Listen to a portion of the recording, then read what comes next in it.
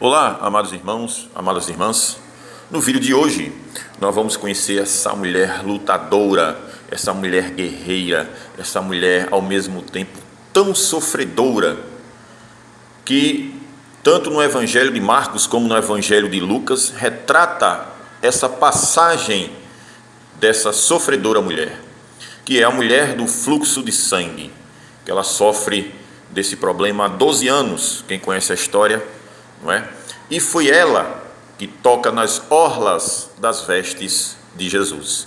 Vamos retratar um pouco aqui nesse vídeo, vamos ver com que nós conseguimos aprender com o gesto, né? Com a atitude e a garra, a vontade e a estrondosa fé dessa mulher, que ela já vinha, que já sofria desse mal antes de iniciar o ministério de Jesus.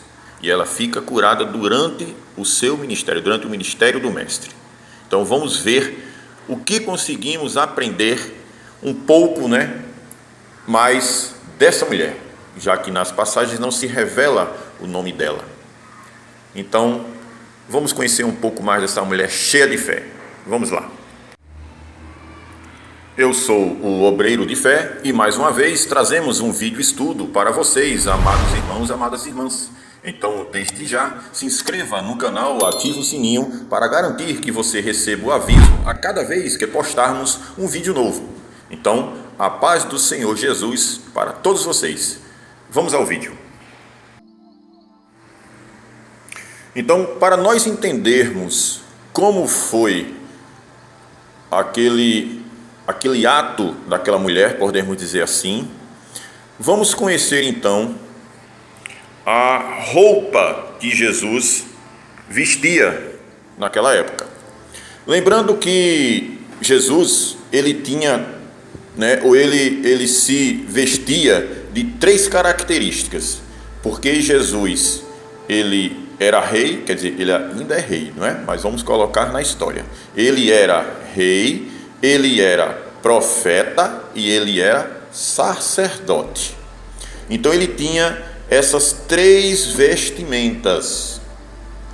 Para a gente entender o que é a orla é a bainha da roupa ou do manto. Veja só aí, olha a coisa estreitando. O manto. Possivelmente era o mesmo manto que na crucificação os soldados não dividiram, quer dizer, não rasgaram aquele manto porque ele não tinha costura, era um manto inteiro. Possivelmente esse que a mulher do fluxo de sangue tocou, possivelmente era esse. Não que ele seja diferente dos outros, não é isso que eu quero dizer. Porém, pela tradição daquela época, das vestimentas daquela época, eu acredito que esse era o manto de Jesus, quer dizer, que os soldados não rasgaram, tá? Então, vamos lá. A orla, ela eram feitas de franjas, de franjas brancas. Ela tinha que ter linhas de cor azul, e essa tradição é antiga e se estende até hoje, do judaísmo. Então esse tingimento de azul ou roxo, ou púrpura, era muito usado na Roma antiga. Ela vinha de um molusco, tá? E de uma planta chamada anileira, daí o nome anil, que é o azul, que se atingia essa pigmentação de azul nas roupas, mas o azul, para atingir a cor azul, não era barata. A cor mais simples daquela época era o vermelho, era um alaranjado, era um amarelo e, claro, o branco. Mas o azul era uma tonalidade mais cara de se atingir, no caso de se tingir aquele tecido. Então, segundo a tradição hebraica, ou judaica daquela época, o chale, que é conhecido como de nome talit, era uma peça de tecido fino, quer dizer, um tecido de qualidade. como a seda, lã e linho. Nas quatro bordas, né, nas quatro pontas do talit, ela tem listras azuis e tinham 4 franjas, quer dizer, uma de cada canto, né, do talit. Essas franjas são chamadas de tzitzits. Esse tzitzits, ele tem 8 linhas e 5 nós. Agora vamos ao estudo dessas linhas. Então vamos lá. As 8 linhas, elas significam as 8 formas para o judaísmo que nós, seres humanos, podemos cometer, quer dizer, podemos chegar ao pecado. Essas 8 linhas representam os nossos sentidos. Então, os olhos, os ouvidos, o nariz, a boca, as mãos, o coração, os pés e a nossa genitália. Então, as 8 linhas, que é como se fosse uma corda.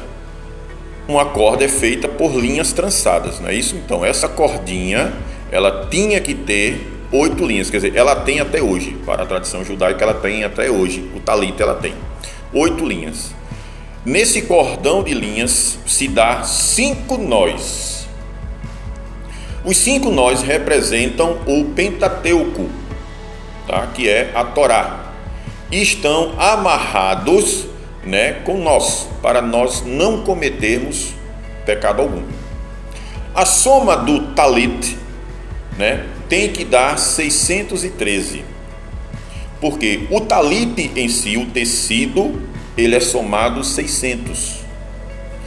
Com 8 linhas, 608. E os 5 nós, 613.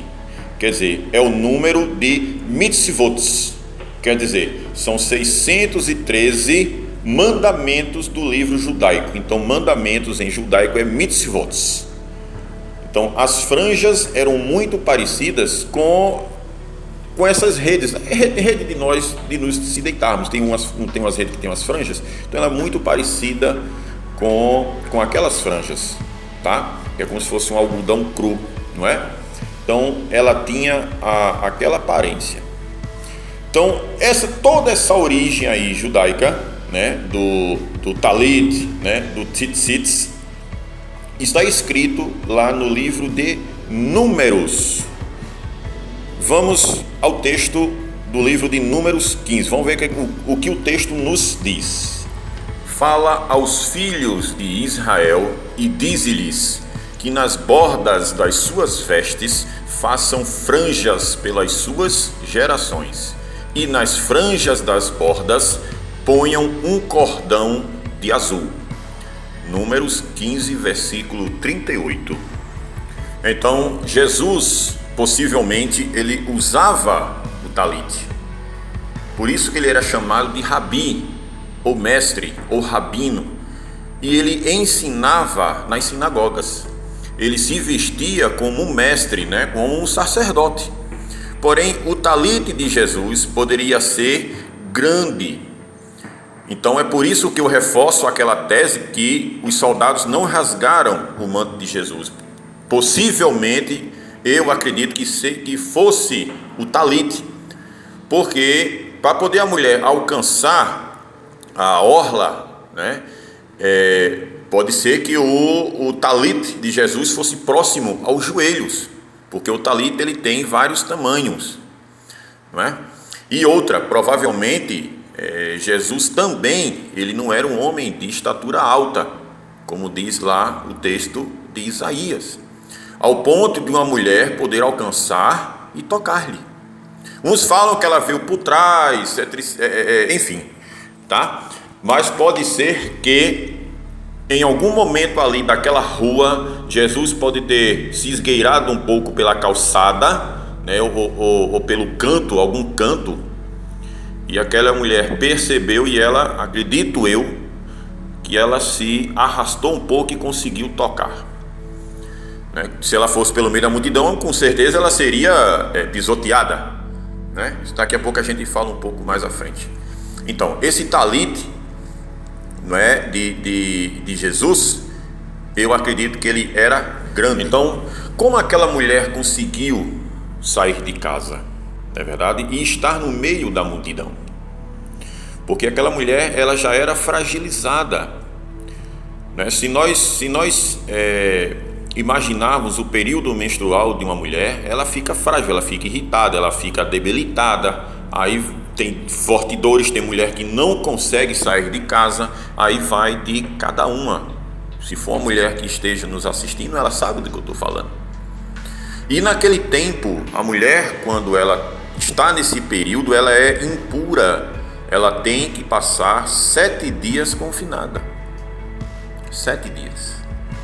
Imagine aquela mulher, de quando ela começou,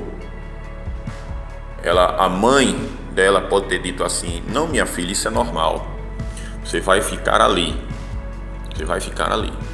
E chegando ali, tinha outras mulheres, vamos imaginar dessa forma, tinha outras mulheres ali. Não, daqui a 7 dias você volta para casa. Deu 4, deu 5, começou a ter ansiedade. 7 dias, 8 dias, 10 dias, 15 dias, e aquele fluxo não cessava. 30 dias, as mulheres que estavam lá já estavam voltando, e às vezes tem mulher que diz assim: eita mulher, tu estás aqui ainda?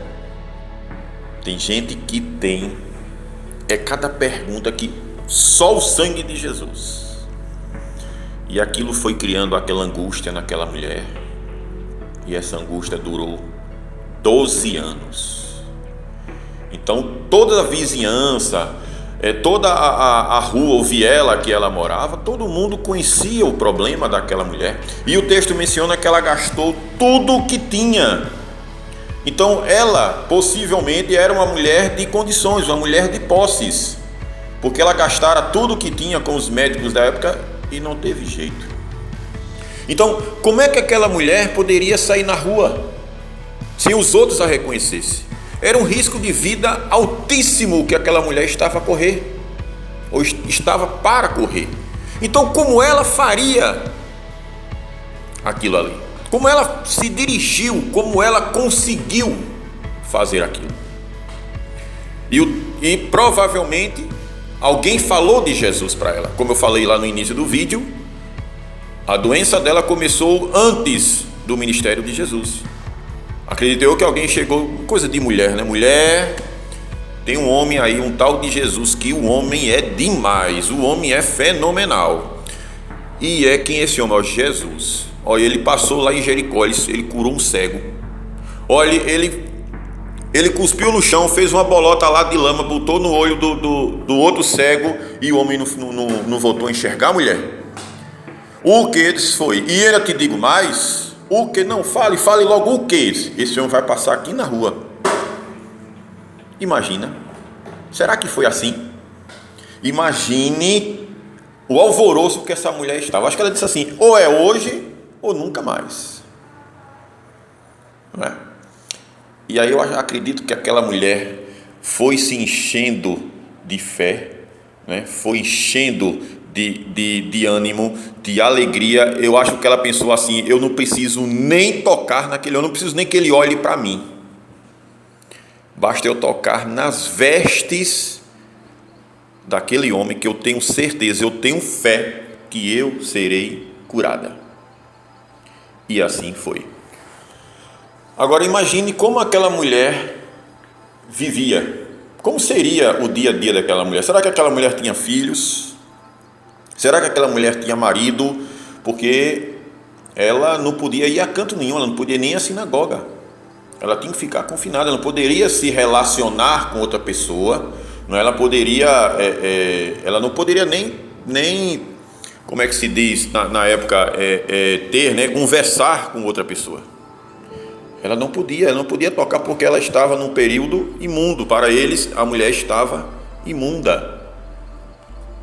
Mas eu acredito que quando foi aquela algazarra, aquele alvoroço daquela multidão seguindo Jesus ali pela rua onde ela morava, e ela, com a sua fé imensa, disse: eu não preciso tocar nele, basta eu tocar nas vestes nas vestes deles, na orla que aquele homem veste, que aquele profeta veste, né? Lá no texto de Lucas fala que muitas pessoas também tocavam na roupa de Jesus, mas acredito que não foi como aquela mulher tocou Jesus. Aquela mulher tocou diferente, tanto que ele disse assim: quem me tocou? Aí os discípulos falam: ô Jesus, ô mestre, como o senhor pergunta uma pergunta dessa que tem 1000 pessoas aqui ao nosso redor, tem uma multidão, e o senhor vem perguntar quem te tocou? Diz: não, porque de mim saiu virtude e poder. Quem me tocou? Né? Então a fé vem pelo ouvir a palavra de Deus, e aquela mulher tinha ouvido falar de Jesus, né? Eu acredito que no caminhar Jesus deva ter ido, né, para um determinado canto da rua, como eu mencionei na passagem, e aquela mulher disse: é agora.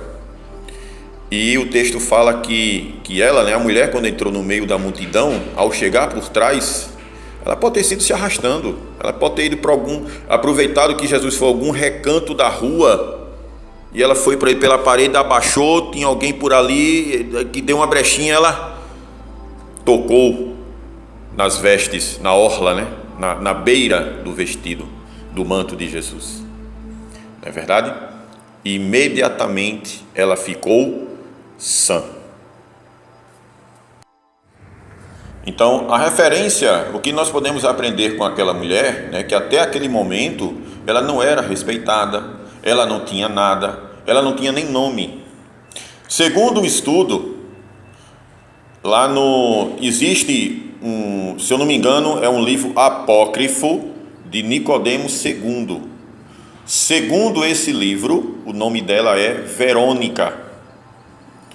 E vamos mais além, que essa mulher do fluxo de sangue, que possivelmente é essa Verônica, segundo o livro apócrifo, ela é a mesma que, quando Jesus vinha na rua carregando a cruz, ela enxugou o rosto de Cristo. E aí tem aquela história que o rosto de Cristo ficou estampado numa determinada toalha, né? Então, como deve ter ficado apreensiva aquela mulher, né, quando ela foi descoberto o seu ato, porque Jesus disse assim: quem foi que me tocou? Mas a fidelidade dela, ela foi fiel. Ela poderia ter saído ali de banda e dito: jamais vou me apresentar, que ela já tinha recebido a graça dela. Mas não, ela foi fiel. Ela se dirigiu. É por isso que eu digo que ela poderia estar no chão, porque Jesus a estava a procurar. O texto fala que ele estava a procurar. Então é por isso que eu afirmo que ela poderia estar se rastejando, ela poderia estar no chão. E aí ela, pela a fidelidade do seu coração, ela se levanta e disse: mestre, com certeza ela se apresentou: fui eu que te toquei. E Jesus, em sua infinita sabedoria, disse: vai, minha filha, a tua fé te salvou, a tua fé te curou, tu estás livre dessa tua enfermidade. E o texto fala que imediatamente ela ficou sã. Que o texto fala que ela prostrou-se aos pés de Jesus. Ela foi brilhante, que em meio de tudo e todos, ela se prostrou aos pés de Jesus e assumiu: fui eu, mestre, que te toquei. Ela deve ter pedido perdão, ela deve ter chorado, né? Acredito eu que o toque dela, claro que o toque dela foi diferente. Então, amados irmãos, Jesus é o caminho, é a verdade, é a vida, é a cura. Quando a gente toca em Jesus, a tua vida muda. A tua enfermidade cessa, a tua enfermidade é curada, é estacionada ali, naquele momento. Deixa Jesus te tocar. Faça como essa mulher. Busque ao menos as orlas de Jesus e segue teu caminho na tua santa paz. Amém, meu irmão? Muito obrigado a você que escutou, que viu, né, também esse vídeo até aqui. Que Deus te abençoe imensamente e até o próximo vídeo na santa paz de Jesus.